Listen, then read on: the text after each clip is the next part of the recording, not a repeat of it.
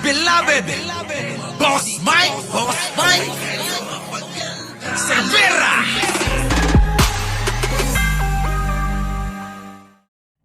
Eto na, AFP, pasok! Ng Armed Forces of the Philippines na retirado na ang ilan at nasibak. Ito na mga kababayan, pakinggan nyo pakinggan nyo maigi. Ito na. Binigyang diin ng Armed Forces of the Philippines na retirado na ang ilan at nasibak na rin sa serbisyo ang iba sa nagpakilalang 18 Marines na Monoy Bagman ni dating Representative Zaldico. Kinumpirma rin ng AFP na hindi miyembro ng Marine Corps o Philippine Navy ang apat sa kanila. Si Harley Valbuena sa detalye. Kita nyo mga kababayan ko nung una 2, ngayon naging 4 na. Sa susunod mga kababayan, baka lahat na sila. Ano po, itinatanggi po ng AFP na sila'y mga membro. Taliwas po sa pakilala noong pong abogado nila na baliktad din mga kababayan. Kasi yung mga sinasabi hindi napapangatawanan. Napanood mo ba yon? Tiger 99, kasama ko si Tiger 99 nandito. Oo, si Attorney Baliktad. Opo, mga kababayan ko. Doon pa lang mga kababayan ko sa mga statement nila. Unang-una, yung pong sinasabi na lahat daw Marines, yung 18. Ngayon mga kababayan, 4 daw hindi. So doon pa lang mga kababayan, pagdududahan mo na. Alam nyo naman tayo na kapag ikaw ay nagkwento, may mali doon na konti, lahat mali na. 'Di ba? Oo, parang parang isa lang ang tumumba, parang domino effect Wala na lahat, wala nang saysay. Ano po? At eto pa, yung pong sinasabi nga kanina natalakay natin na yun daw pong 2 milyong dolyar na ipinapalit daw na 2 maleta na punong-puno ng pera. Ano po? Mga kababayan ko, binabawi Binabawi noong pong kanilang abogado. Oo, yun po ang dami ang daming mga parang ang hirap paniwalaan.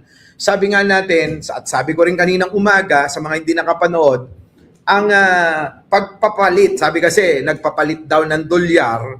Oo, pinapalit daw ng dolyar yung 2 maletang maliit na nagkakahalaga daw ng 100 milyong mahigit. Mga kababayan ko, pagka nagpapalit ka, lalong-lalo na sa bangko, meron kang ibibigay sa iyo na bawat detalye ng isang dahon o isang papel. Halimbawa $100. Kung magkano yung 100 million mahigit, kung 56 pesos kada isang dolyar noon mga kababayan, kayo na ang bahalang mag-compute. Para sa akin kasi nasa 112 million. 112 million kung 56 ang palitan ng dolyar. So yung 116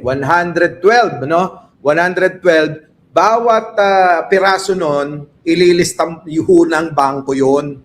Yun, ito yung serial number, lahat po yan, ililista sa isang coupon ban. Kung magkukulang, dahil marami yun, dapat maraming coupon ban yun.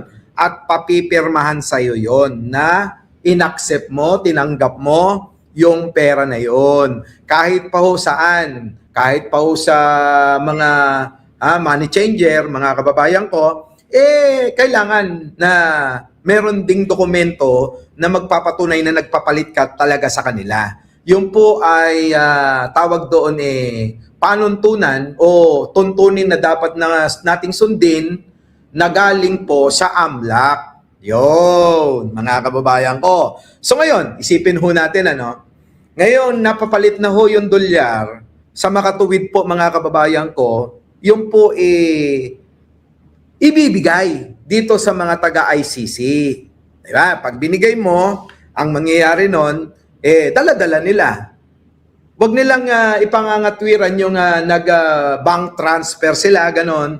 Kasi yung dolyar, yung piso, hindi mo na kailangang ipapalit ng dolyar yon. Alam mo ba yon, Tiger 99? Kasi, kung yung piso, idiniposito mo, pwedeng makukonvert na yon into dollar kapag ka nag-transfer ka. Oo. Pero yung sinasabi nila, pinapalit pa raw. From piso to dolyar. Ngayon ho, binabago nila eh. Binabago nila yung usapan na yon. Yung sinabi mismo at galing mismo sa bunganga ho nung abogado na nagiging consul nung mga 18 na nagsasabi na mga Marines daw.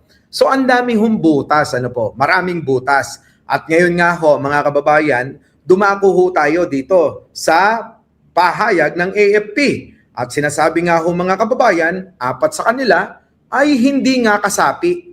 Hindi naging kasapi ng Marines o kaya ay Navy. So ibig sabihin, walang records na magpapatotoo na sila talaga'y membro ng Marines o Navy o ano paman. Ano po mga kababayan, maliwanag ho yan. So eto na mga kababayan, pakinggan natin ang balita. Pasok! Wala nang anumang kaugnayan sa sandataang lakas ng Pilipinas ang 18 nagpakilalang dating miyembro ng Philippine Marine Corps na naging bagman daw ni former Representative Zaldico. Ibinunyag din nila na kasama sila sa paghahatid ng pera para sa ilang investigators ng International Criminal Court. Ayon sa AFP, karamihan sa mga nasabing individual ay nagretiro na at ang iba naman ay nasibak sa serbisyo. Separated na nga sila from the service and they're already acting on their private capacity. So yung statements man nila or yung actions nila does not represent the armed forces of the Philippines. Yan mga kababayan, hindi po nire-representa ng AFP kung ano man po yung action nila, kung ano yung mga sinasabi nila, wala hong kinalaman ang pamunuan ng AFP dyan. At sinasabi din mga kababayan ko, sila yan. Hindi po kabuuan ng AFP yung pong salita nila. Maliwanag po mga kababayan. At eto pa, yung pong mga sinasabi nila na sila ay membro ng Marines o Navy, mga kababayan ko, mga ano po pala ito mga wala na sa serbisyo at hindi ho maganda yung mga records. Ano po, hindi maganda, hindi naging maayos yung kanilang performance sa serbisyo, sa pagiging Marines o Navy o ano pa man mga kababayan na may kinalaman sa ating mga kasuntaluhan. Ay, nako. So dito pa lang mga kababayan ko, maiisip nyo na, ano ba talaga sila? Minsan maiisip nyo, pwede rin nating isipin na talagang ganyan yung trabaho nila. Na magpabayad at maging magsalita laban sa ibang mga tao para kumita ng pera. Pwede rin nung ganon, mga kababayan ko. At yung laging sinasabi ng kampo ng Duterte na ang mga naniniwala daw kay Pangulong Bongbong ay mga bayaran. Lagi rin naman natin sinasabi na yung kanilang gawain ay sayang kanilang gawain talaga. Diba? So, madalas yung gawain nila pinapasa sa iba. So, may bago pa ba dyan, mga kababayan ko? Wala na bago dyan Yun at yun talaga sila di po ba? Sige, tuloy. Batay naman sa pagberipika ng official records ng Philippine Navy na kumpirmang 4 sa mga nagpakilalang ex-Marines ay hindi kailanman nila naging miyembro o ng Philippine Marine Corps. Kita nyo mga kababayan ko, never sa yung 4 na nagpakilala. Kita nyo nagpakilalang Marines pero hindi pala sila naging member o naging kawal ng AFP. Kasinungalingan na agad, mga kababayan ko. So, tama si Attorney Claire Castro sa sinasabi niya na lousy script. Yung script po netong mga ito ay lousy talaga. At halatang-halata naman natin, habang pinagpapasapasahan yung mga mic nila, kapag hindi na nila masagot, kung sino-sino na lang ang pinagpapasahan nila hanggang sa yung abogado na lang yung nagsasalita. Ewan ko kung napansin nyo yun Pero kasi kami, pansin namin yun. Bakit ba pinagpapasapasahan? Akala ko ba meron silang personal knowledge patungkol sa mga pagdadala ng mga maleta sa mga dinideliveran nila. Isa pa ho mga kababayan ko, nag-deliver daw sa bahay ni Pangulong Bongbong Marcos. Alam nyo po ba binanggit? 41 Forbes Park. Meron po bang 41 Forbes Park? Eh mga kababayan ko, sa lahat ng mga street dyan, mag-uumpisa ka sa 1. Ganon. Pero sa kanila mga kababayan, basta yun lang ang sinabi, 41 Forbes Park. Di po ba? So hindi detalyado. Oo, hindi detalyado yung mga sinasabi nila. Yung pong sinasabi na maraming nagsasabi nito na ang Pangulong Bongbong Marcos daw, hindi naman na daw ho nakatira sa Paway, kundi sa Lawag na. So may mga ganun, no? So ibig sabihin, contradict sa mga tao na nakakaalam kung ano talaga yung pong mga totoo sa mga tinutuluyan ni Pangulong Bongbong. Yan, mga kababayan. So dito na natin na ipapasok na bakit nga ba bigla silang lumabas sa tagal na panahon? Ang katwiran daw ho nila mga kababayan ngayon lang daw nila nalaman na galing pala sa masama yung pong mga pera na dinideliver nila. Kayo naman mga kababayan para naman tayong grade 1 yan, na hindi mo malaman na yung mga mali-maletang ganon, hindi ba nakakapagtaka yun? Di ba? Simula pa lang, dapat alam mo na magduda ka na. Di ba? At dapat noon pa nagsalita ka na. Hindi ngayon na etong kampo ni Duterte nasasadlak na sa bingit ng alanganin. Ano po? Tulad niyan, si Digong nanganganib sa ICC na mahatulan. Ikalawa, si Sara nanganganib sa impeachment niyan. Ikatlo, etong mga kaalyado nila, sila Bongo, Bato at marami pang iba, nasa bingit din ng alanganin dahil nabanggit nga sa ICC na sila ay kasapakat ni Duterte. So ngayon, mga kababayan ko, natataranta na ho sila. Kasi kapag ka nawala si Sara, nahatulan si Digong, tapos na ho yung kanilang karera sa politika. Diyan na ho matatapos lahat mga kababayan. Yung mga pangarap nila na maagaw pa yung pwesto sa Malacanang, malabo na ho yun. Yung pong maipanalo pa ni Sara, paano yan kung ma-impeach siya, mga kababayan, hindi na makakatakbo. Ngayon, kahit pa mag-resign ho siya, may nakaabang na mga kaso sa Ombudsman, NBI, at saka DOJ. Kaya nga ho mga kababayan, wag na ho kayong magtaka kung bakit yung NBI director napalitan bigla. Di ba ba? Di ba? Isipin nyo maigi yun, mga kababayan ko, no? Alangan naman mga kababayan na tatahimik lang si Pangulong Bongbong at hindi gagawa ng kaparaanan para hindi hadlangan kung ano man masamang balak ng mga yan. Matalino naman yung mama. Ina-underestimate lang ng kulto ni Duterte. Kita nyo mga kababayan ko, sabi nga natin nakulong na silang lahat. Konti na lang natitira. Si Bongo, si Bato, si Sara na lang. Kulang para makumpleto sila sa dahig, di ba? Siguro mga kababayan ko kapag ho nangyari yon na lahat ho sila makulong na ho sa dahig, malamang ho maraming magdidiwang, lalong-lalo na po yung mga nabiktima ng EJK o yung pong tokhang ni Digong na pinalaganap niya.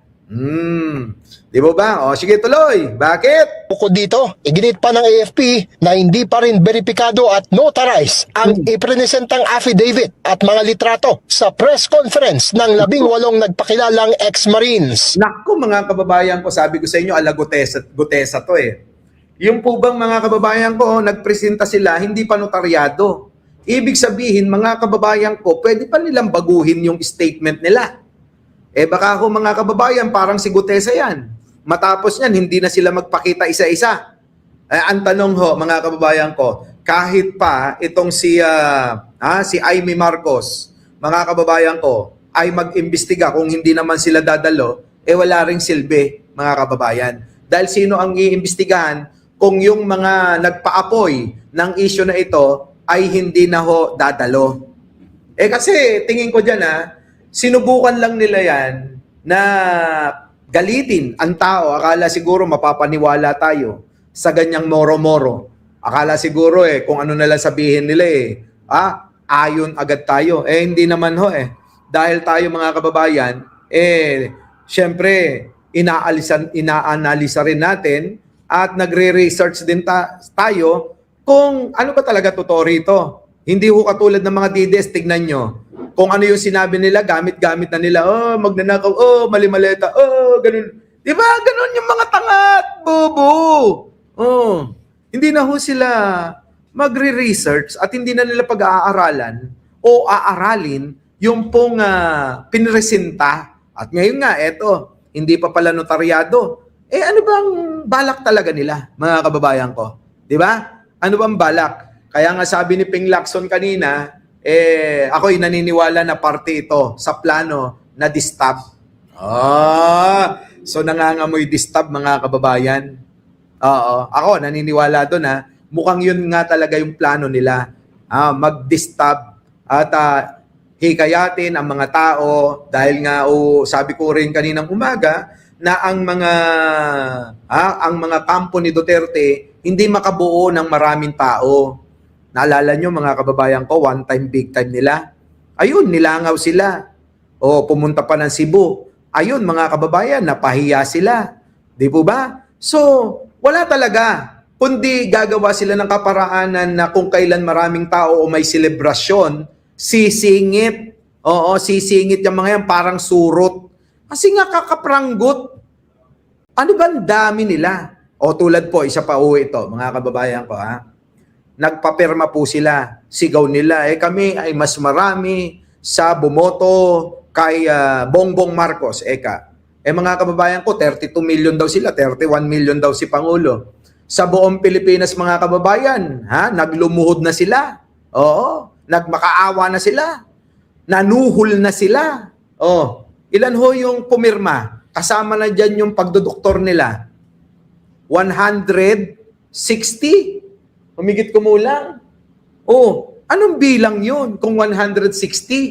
160,000 mga kababayan, hindi man lang umabot ng kahit kalahating milyon. Akala ko ba, marami sila. Akala ko ba 32 million? Yung Tay kami naman. Yung Tay kami naman. Tay, kayo, mag-stay ka na lang dyan.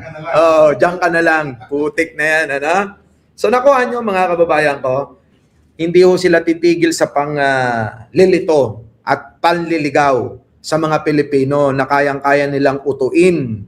Ano po? Pansinin nyo mga kababayan ko, kung malawak ang pangunawa ng mga ito, pansinin nyo kapag tinanong mo yung DDS ako Pero tanungin nyo yung mga estudyante na nag-aaral ngayon, sa panahon ngayon, maraming paliwanag kung bakit ayaw nila kay Duterte.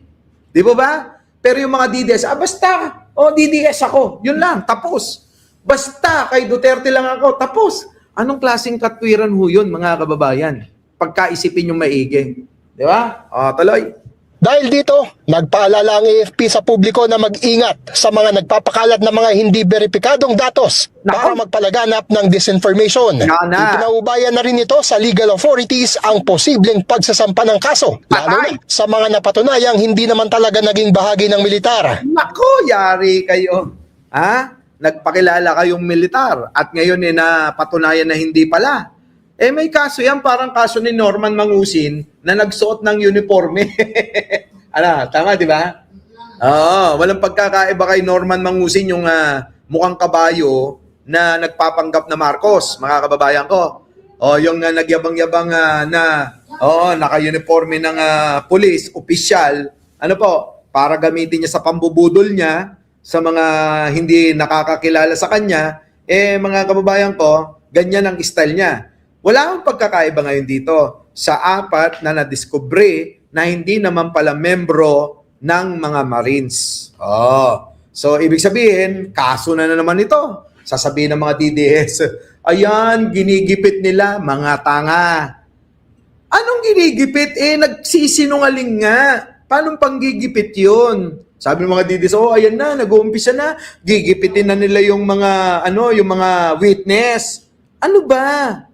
Una pa lang nagsisinungaling na Yan ang problema sa inyo mga DDS. Kapag hindi papabor sa inyo kahit na mali, ulitin ko, kapag hindi papabor sa inyo kahit tama, mali sa inyo. Di ba? Yung iba nga kahit kamag-anak Di ba? Yung iba, kapatid pa. Yung iba, tita pa. O, di ba? Yan ang sinasabi ko na mga kababayan ko, pag-isipang maigi, yung pong mga aksyon netong mga desperadong kulto ni Duterte, mga kababayan. Desperado na ho itong mga ito. Kaya lahat ay gagawin na ho nila. Gagawin na, mga kababayan. Sukdulan, mga kababayan, na magpahamak na po sila ng ibang tao, gastusin ang pera na ninakaw nila sa pondo ng bayan nung panahon ni Digong, ano? O baka nga, mga kababayan, yung pong confidential fund na kinupit ni Sara, yan na ho yung gumagalaw na yan di ba? Tuloy. Tiniyak din ng AFP na patuloy na nagkakaisa ang buong sandataang lakas at nakatutok ito sa pagtupad sa kanilang mandato, lalo na sa pagtatanggol sa West Philippine Sea. We remain professional. We are united. So ang focus ng Sandatahang Lakas ng Pilipinas as we transition from internal security operations to territorial defense. So nandiyan yan, pati yung pagpalit natin ng organization natin to address modern challenges that we're facing. So busy ho sila, mga kababayan, sa pagpapalakas sa depensa natin, diyan po sa pagprotekta sa mga teritoryo natin sa West Philippine Sea na gustong ipamigay ni Marcoleta. Pati ho si Tomas Cloma, diniscredit niya. Di ba? Hayop talaga to si Marcoleta. Bakit ganon? Marcoleta, talagang pinapakita mo na, kung dati ang mga makapili nakasuot ng bayong, ngayon talagang mukha mo na. Sa bagay, mukha naman bayong yung mukha niya. Di ba? Mga kababayan ko, bang klase. Our beloved Boss Mike Cervera.